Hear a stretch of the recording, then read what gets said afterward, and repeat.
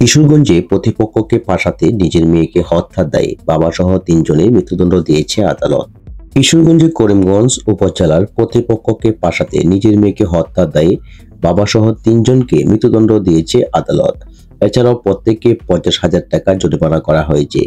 এ মামলায় একজনকে বেকসুর খালাস প্রদান করেছে আদালত। আজ রায় ঘোষণার সময় দণ্ডপ্রাপ্ত আসামিরা আদালতে অনুপস্থিত ছিলেন। জামিনে বের হয়ে তিনজনেই পলাতক রয়েছেন। আজ বুধবার দুপুরে জেলা দায়রা জজ আদালতের বিচারক মোহাম্মদ নুরুল আমিন বিপ্লব এর রায় ঘোষণা করেন। মৃত্যুদণ্ডপ্রাপ্ত আসামিরা হলেন জেলার করিমগঞ্জ উপজেলার বাঠিয়া জহিরকুনা গ্রামের মৃত আব্দুল মোতাবিলের ছেলে মোহাম্মদ আনোয়ারুল ইসলাম, খুরশিদ মিয়া ও মেনু মিয়ার ছেলে সাদেক মিয়া।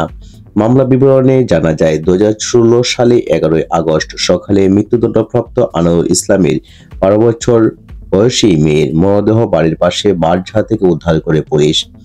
ওই দিন 16 জনকে আসামি করে করিমগঞ্জ থানায় একটি হত্যা মামলা দায়ের করেন নিহতের পিতা আনোয়ারুল ইসলাম।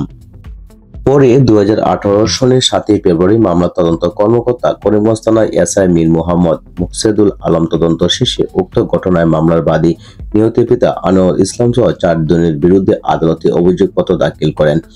অভিযোগপত্রে তদন্ত কর্মকর্তা উল্লেখ করেন, 2016 সালের 10 আগস্ট রাতে প্রতিপক্ষকে ফাঁসাতে বাদী আনোয়ারুল ইসলাম নিজে এবং তার ভাই খুরশিদ মিয়া ও ভাতিজা সাদেক মিয়াকে সাথে নিয়ে নিজের 12 বছর বয়সী মেয়েকে ধারালো অস্ত্র দিয়ে কুপিয়ে হত্যা করে বাঁশঝাড়ের ভিতর ফেলে রাখে। দীর্ঘ বিচার কাজ শেষে আজ মঙ্গলবার এর রায় ঘোষণা করেন বিচারক। মামলা তথ্যসূত্রে আরো জানা যায়, আনোয়ারুল ইসলাম আঙ্গুরের সাথে জমি জমা নিয়ে একই এলাকার আবু বকর সিদ্দিক সহ কয়েকজনের সাথে বিরোধ ছিল। এর বিরুদ্ধে জের ধরে প্রতিপক্ষকে ফাঁসাতে এ ঘটনা তারা ঘটিয়েছিল।